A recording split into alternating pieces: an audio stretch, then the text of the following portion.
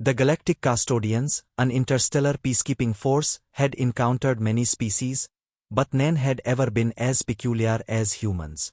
When a routine patrol detected an unregistered Earth transport ship drifting through their sector, they moved quickly to detain its passengers. Their protocols were clear: any unidentified vessel in space had to be inspected, and any life forms on board taken in for questioning. As their sleek, metallic ships surrounded the Earth transport, they prepared for what they assumed would be a simple diplomatic procedure. However, what awaited them inside would shake their confidence in their own authority. The boarding party, composed of elite custodian enforcers, entered the vessel with precision and discipline. They expected resistance, perhaps frightened refugees or a rogue smuggler trying to evade intergalactic law. Instead, they found something they had never encountered before: 5 human children, ages ranging from 6 to 12, staring up at them with wide, curious eyes. The custodians hesitated for a moment, their communication channels buzzing with uncertainty. One of the taller enforcers, a reptilian being with glistening blue scales, stepped forward. "Identify yourselves," he commanded in the universal tongue, expecting a proper response. Instead, one of the children, a boy no older than 10, crossed his arms and frowned. "You guys are aliens," he said, his voice carrying an unmistakable tone of excitement rather than fear. The others giggled, whispering among themselves about the tall creatures standing before them. Assuming them to be young hostages or criminals in need of discipline, the custodians took them into custody, believing their superior alien authority would keep them under control. It was, they thought, a simple case. They had no idea what they had just done. The transport ship was swiftly towed to the nearest detention center, where the children were separated into observation rooms. The custodians, unfamiliar with human juvenile behavior, assumed they would be compliant, perhaps even frightened by the sterile walls and the imposing alien officers. They were very, very wrong. The first signs of trouble emerged within the first hour. A security drone monitoring the containment rooms sent out a distress signal, its sensors overloaded by what appeared to be a malfunction. When technicians arrived to investigate, they found that one of the children, a girl with red hair and bright green eyes, had managed to remove the drone's primary control panel. With the efficiency of a seasoned engineer, she had rewired its mainframe to broadcast what the station's AI recognized as Earth entertainment media. The custodians stared in stunned silence as colorful images of dancing humans flickered across every monitor in the detention wing. An alien officer rushed to shut it down, only to realize that the control system had been locked with a code when the child had designed on the spot. Meanwhile, another young detainee had made his way into the ventilation system, evading security patrols with an ease that baffled his captors. As alarms blared, officers scrambled to locate the escapee, only to find that he had left behind a trail of harmless but incredibly annoying pranks: flashing lights in hall views, reversed gravity settings in rest areas, and, for some reason, an automatic door that refused to open unless the individual did a dance first. By the time the custodians realized what was happening, the entire detention wing was in chaos. Commandant, the officer in charge of the station, watched in horror from his command center. His normally pristine and highly disciplined base now looked like a war zone, with security personnel struggling to regain control. The children, however, were thoroughly enjoying themselves. One had turned the cafeteria into a makeshift playground, another had managed to trick the AI system into declaring it was nap time for all officers in the facility, and the youngest child had somehow convinced an alien guard to give him a piggyback ride. Desperation set in. Commandant activated the emergency lockdown procedures, sealing the detention wing and ordering all personnel to use measures to regain order. But even as they prepared to deploy advanced containment technology, another report arrived. The eldest of the human detainees had gained access to the custodians' emergency broadcast network. Across the entire station, a single message now flashed on every screen, written in what could only assume was a child's handwriting. "We're bored. Can we go home now?" It was at this moment that Commandant, a veteran of intergalactic diplomacy, battlefield negotiations, and high-level security crises, felt something he had never felt before: utter defeat. He realized with dawning horror that these were not just small versions of adult humans. They were something far worse. They were unpredictable, highly intelligent, and completely ungovernable. The Galactic Custodians had spent centuries enforcing peace across the universe, maintaining order with precision and discipline. But in less than a day, 5 human children had brought them to their knees. As the station spiraled into further chaos, did the only thing left to do, he called for immediate diplomatic intervention. Because if this was what human children were capable of, he did not even want to imagine what their parents would be like. The custodians quickly realized they had made a grave mistake. Unlike the docile species they were accustomed to detaining, these human children were nothing short of a catastrophe. Within hours of their arrival, the detention center was in complete disarray. The alien officers, trained in handling dangerous criminals and warlords, were entirely unprepared for the level of chaos these small humans brought with them. The detention cells, reinforced with security fields, were somehow breached not by force, but by sheer ingenuity and an insatiable curiosity that led one of the olden children to hack into the security system. The lights flickered erratically as containment barriers powered on and off, completely at random, making it impossible to maintain control. One of the officers assigned to watch over the detainees reported that one of the children had somehow acquired access to the custodian database and was currently attempting to rename all the ship's security clearances to names like Commandant and Admiral. Meanwhile, another group of children had turned the food distribution system into an impromptu game, launching nutrient pests at one another and unsuspecting guards who attempted to intervene. Every attempt to restore order was met with new and unexpected disruptions, as though the children had an innate ability to seek out weak points in the station's infrastructure and exploit them effortlessly. Commandant, watching from the control room, was in shock. He had dealt with some of the most ruthless and unpredictable criminals across the galaxy, yet nothing had prepared him for this. His officers were overwhelmed, their dignity shredded as they were forced into ridiculous scenarios that no amount of training could have prepared them for. A group of engineers tried to subdue the situation by disabling all interactive panels within the detention wing, but this only led to one of the olden children rewiring a manual console to flood the entire wing with an upbeat, annoyingly catchy Earth song that none of the custodians could seem to turn off. The entire station now echoed with lyrics about a baby terrestrial shark, much to the horror of the enforcers. Security drones, once relied upon to maintain control over unruly prisoners, were now at the mercy of these small creatures. When drone was found completely covered in marker drawings, its metallic surface now displaying crude stick figures and random smiley faces. Another drone had been dismantled and reassembled into what the children called a hoverboard, with one particularly daring child zooming through the hallways while custodian officers scrambled to recapture him. The reports coming in were nothing short of a logistical nightmare.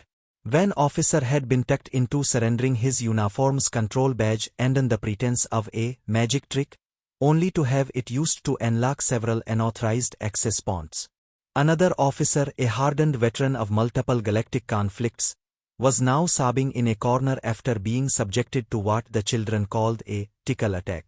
In the cafeteria, the situation had deteriorated further.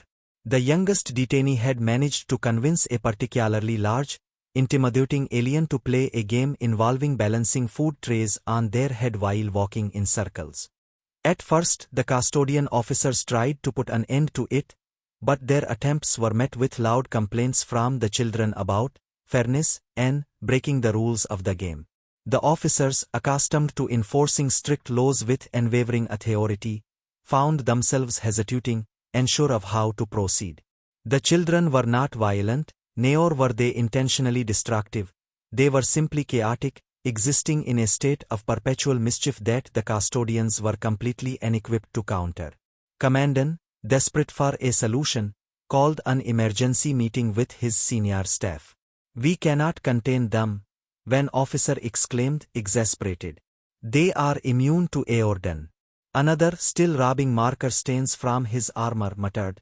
They don't follow any known behavioral patterns. They just do things. Who had led military operations and detainments for decades, slumped into his chair, rubbing his temples. We must regain control, he said, though he was beginning to doubt if that was even possible. He considered issuing an emergency lockdown, but a junior officer quickly pointed out that the last attempt had resulted in the AI system being tricked into declaring a holiday celebration protocol, which had somehow led to confetti falling from the ventilation system and an impromptu dance party in the main corridor. As they debated their options, an alert flashed across the main command screen. The children had overridden the station's internal messaging system. Across every monitor, a simple message was displayed in bright, bold letters. We're hungry. When's snack time? The entire command center fell into stunned silence. Realizing that the normal rules of engagement no longer applied, slumped further into his chair and sighed. We are outmatched, he admitted. These creatures do not fight. They do not rebel. They simply exist in a state of perpetual disruption. We have no protocol for this. For the first time in custodian history, an official report was filed not as a disciplinary or emergency event, but as a galactic anomaly of behavioral unpredictability. And for the first time in career, he had no idea what to do next. The only thing he knew for certain was that this was far from over. And he wasn't sure if his station would survive another day of human children. Just as the custodians were preparing to sedate the unruly prisoners, a priority transmission arrived. The command center went silent as the station's main holographic display lit up with an incoming diplomatic signal. A human woman, calm yet radiating authority, appeared on the screen. Her gaze was steady, unwavering, and even through the projection, the custodian officers could feel a strange weight behind her eyes. I understand you have my children, she said, her voice even but laced with a quiet intensity that made Commandant tense. There was something different about human adults, the custodians realized. The children had been an unpredictable force of chaos, defying any and all attempts at containment. But this woman, despite her lack of visible weaponry, projected an air of absolute command. Officers who had moments ago been struggling with energy restraints and malfunctioning security systems suddenly found themselves frozen in place. Cleared his throat, attempting to regain some semblance of control. We were not aware these entities were under your direct supervision, he said cautiously, carefully choosing his words. The woman's eyes narrowed slightly, and every custodian present felt an inexplicable sense of unease. They are children, she corrected. And I trust you have not harmed them. Hastily assured her that no harm had come to the small humans, though he hesitated to describe the absolute chaos they had unleashed upon his station. He briefly considered mentioning the irreversible damage to their security infrastructure, the drone AI that now responded only to dance commands, and the psychological trauma his officers were experiencing, but something about the way the human woman was looking at him made him think better of it. You will release them into my custody immediately, the woman continued. No further discussion is necessary. It was not a request. Who had spent years negotiating with warlords and politicians, found himself nodding automatically. Understood, he said before he could even process why he was agreeing so readily. The custodians had held authority over countless species, but it was becoming increasingly clear that humans did not operate under the same expectations. The woman's presence alone had shifted the power dynamic in a way that defied logic. Within moments, the security doors of the detention center hissed open. The children, who had been wreaking havoc for hours, immediately stopped what they were doing and turned toward the sound of their guardian's voice echoing through the station's speakers. Without hesitation, they lined up in perfect formation, standing at attention like soldiers awaiting orders. The custodians gawked, unable to comprehend how the same beings who had just turned their advanced security systems into playground equipment were now standing in disciplined silence. Come along, the woman said simply. The children obeyed immediately, moving with swift precision, their mischievous energy entirely replaced with a disciplined focus that left the custodian officers speechless. As they filed past, and his staff, one of the children, a boy with a grin that seemed far too knowing, gave the commandant a "You guys were fan," he said cheerfully before following the others onto the awaiting transport ship. The doors closed behind them, and just like that, the nightmare was over. Silence filled the station as the officers tried to process what had just happened. The air, once thick with tension, now felt oppressively still. Exhaled slowly, realizing he had been holding his breath. The custodians exchanged glances, each of them struggling to reconcile what they had just witnessed. The chaos had ended not through force or containment but by the mere presence of a single human adult. A junior officer, his uniform still stained with neon paint from an earlier incident, hesitantly broke the silence. "Commandant," he whispered. What just happened?" Shook his head, his mind still struggling to make sense of the experience. He turned to his console and quickly sent a classified transmission to Custodian High Command. The message was simple, but it carried the weight of everything they had just endured. Urgent directive. Under no circumstances shall human juveniles be detained. Ever. The custodians, once so confident in their understanding of law, order, and discipline, had encountered something beyond their comprehension. And they would never make the same mistake again. No species had ever managed to compromise their facilities so effortlessly. No prisoners, let alone juveniles, had ever caused such widespread disruption without the use of weapons or direct violence. The custodian officers, still reeling from the experience, filed reports filled with statements that sounded more like desperate cries for help than official documentation. The official custodian high command hearing was held in the aftermath, where commandant was required to testify. His usual imposing presence was noticeably diminished. His uniform was still crisp, his posture rigid, but his eyes carried the haunted look of someone who had faced something beyond comprehension. The tribunal consisted of elite custodian leaders, each known for their experience in intergalactic law enforcement. They had faced warlords, anarchists, and criminals from 100 different species. Yet none of them had ever dealt with a report like this. Commandant, standing before the tribunal, cleared his throat and began his report. The detainees, though young, exhibited cognitive and strategic abilities beyond any known species within their development range. They showed extreme adaptability, technical prowess, and an apparent disregard for standard containment protocols.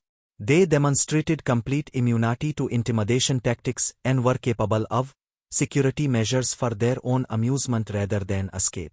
Their behaviors, while not overtly hostile, were entirely disruptive and left our station in a state of operational failure within hours of their arrival. I recommend a review of all policies regarding human juveniles. The custodian tribunal members exchanged glances. High Administrator, a towering figure with dark, crystalline skin, leaned forward. Commandant, are you saying that 5 unarmed human juveniles rendered an advanced custodian facility inoperable? His voice carried a mixture of disbelief and concern. Exhaled, his mandibles twitching in frustration. Sir, I am saying that 5 human juveniles turned one of our most secure facilities into an amusement park within mere hours. I am saying that our most seasoned officers, including myself, were unable to control the situation. I am saying that under no circumstances should human juveniles ever be detained again. The tribunal chamber fell silent. The weight of words settled over the assembled officers, each of them absorbing the implications. High Administrator tapped his claws against the podium before speaking. And what of the human guardian who retrieved them? What was your assessment of her? Eyes darkened as he recalled the moment the children had fallen into perfect discipline at her voice alone. She was authoritative, unshaken. We did not detain her, nor did we even attempt to negotiate. We complied immediately. It was not a decision I consciously made. It simply happened. I do not believe any custodian officer present would have done differently. This revelation sent a murmur through the chamber. If a single human adult had that much authority over their own kind, what did that imply for their species as a whole? The tribunal members processed the information, their usual unwavering control cracking under the weight of this unexpected discovery. Took a deep breath before making his final recommendation. Given the events that transpired, I submit that we formally establish a directive prohibiting the detainment of human juveniles under any and all circumstances. Any encounters with human minors should immediately be referred to their guardians or relevant Earth authorities. This is not a matter of leniency, it is a matter of operational integrity. The High Administrator studied, for a long moment before nodding. Very well.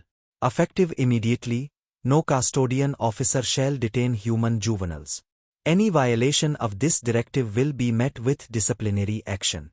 The chaos you have described cannot be allowed to repeat itself. With that, the tribunal adjourned, leaving, standing there, shoulders slumped in relief. It was over. The nightmare was finally over. Back on the station, remnants of the disaster lingered. The cafeteria ceiling still bore the marks of a failed attempt to use custodian food rations as fireworks. Some of the station's AI assistants refused to respond to commands unless spoken to in what was now labeled negotiation mood. And the security drones, once the pride of custodian law enforcement, still occasionally played segments of the children's unauthorized entertainment programs. Despite their best efforts, the station would never be the same again. As returned to his quarters, he activated his personal log and recorded one final note for future custodian officers. The worst mistake we made was underestimating them. We thought them defenseless and trained and simple. But human juveniles are not simple. They are chaos incarnate, wrapped in deceptively small forms. And should any officer ever consider taking one into custody again, I pray they read this report first.